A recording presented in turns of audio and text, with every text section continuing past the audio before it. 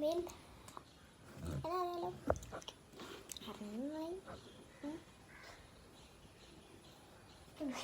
ഇനി ഞാനത് വെട്ടിയതാണ് കരുതണ്ട. ഇതൊരു ഫോൺ കവർ നമ്മൾ ഡൈ ഓർഗനൈസർ ചെയ്തിട്ടുണ്ടായിരുന്നില്ലേ, അതാണ് നമ്മൾ ചെയ്യാൻ പോകുന്നത്. ഓക്കെ, അപ്പോൾ നമുക്ക് അത് ഞാൻ ഉണ്ടാക്കിയിട്ടുണ്ട്. എൻ്റെ ഏകദേശം രൂപങ്ങൾ കാണിക്കാൻ എന്നുള്ളതാണ് ഇന്നത്തെ എൻ്റെ ലക്ഷ്യം.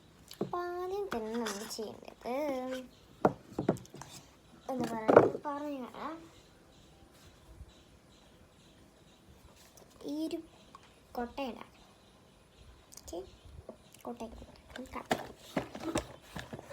കൊട്ട ഉണ്ടാക്കാനായിട്ട് കാണുന്നുണ്ടാവില്ല. ശരി മകം, കൊട്ട ചൊടിപ്പോയി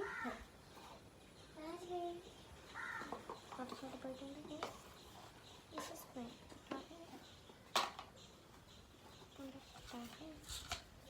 ഓക്കെ, അതിന് വേണ്ടത് നമ്മൾ മെയിന് ഇതാണ് ഉദ്ദേശിക്കുക. നമ്മളുടെ ഈ എന്താ പറയുക, അതിൻ്റെ മുകളിലുണ്ടാകുന്നത് അതാണ്.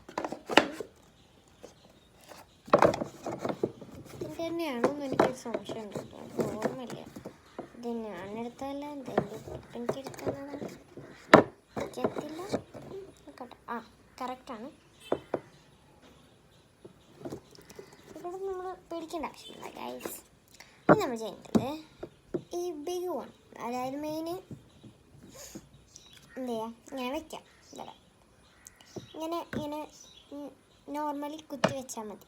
ഇങ്ങനെ ഇതാണ് നിലം എന്ന് വെച്ചാൽ ഇങ്ങനെ കുത്തി വെക്കാം. എന്നിട്ട് നമ്മളുടെ ഈ സ്മോൾ വണ്ണ് ഇങ്ങനെ ഒന്ന് വെക്കാം. എന്നിട്ട് എന്താ ചെയ്യേണ്ടതെന്ന് എനിക്ക് ശരിയൊരു വേണം. എന്നിട്ട് നമ്മൾ ഇങ്ങനെ ചെയ്യാം. ഞാൻ പറഞ്ഞുതരാം. എന്നിട്ട് ഇങ്ങനെ ഇരിക്കുന്ന സംഭവം നമ്മളിങ്ങനെ പഠിക്കാം. നെക്സ്റ്റ്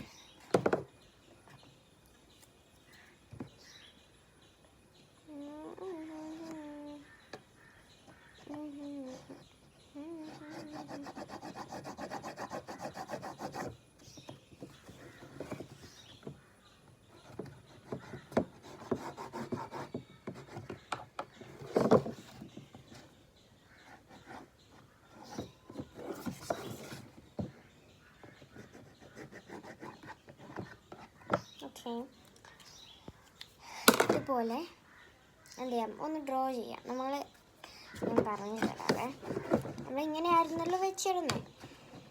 അപ്പോൾ ഈ ഒരു എഡ്ജ്, നമ്മുടെ മെയിൻ ബോക്സിൻ്റെ എഡ്ജ് തീരുന്നതിൻ്റെ തൊട്ടു മേലായിട്ട് ഇങ്ങനെ വരയ്ക്കും. ഞാനിപ്പോൾ എന്താ പറയുക, ടോപ്പ് അടച്ചിട്ടാണ് ചെയ്യുന്നത്. ഇനി അത് അടയ്ക്കാതെ നമ്മൾ ചെയ്യുമ്പോൾ കാണിക്കും.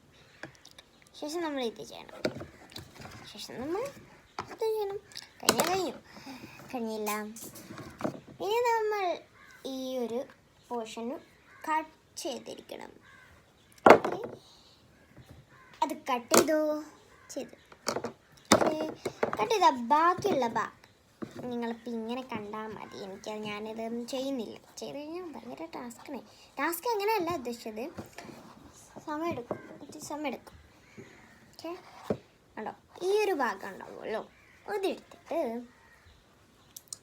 മാറ്റി വെക്കുക.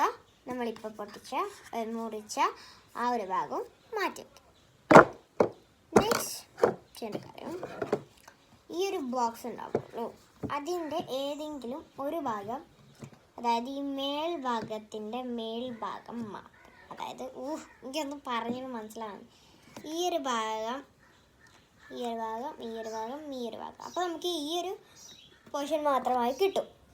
ആ പോർഷൻ നമ്മൾ എന്ത് ചെയ്യണം, നമ്മളിവിടെ ഒരു പീസ് മുറിച്ചില്ലേ ഒരു കൊട്ടയാക്കാൻ, ആ കൊട്ടയുടെ ഇവിടെ വെക്കണം.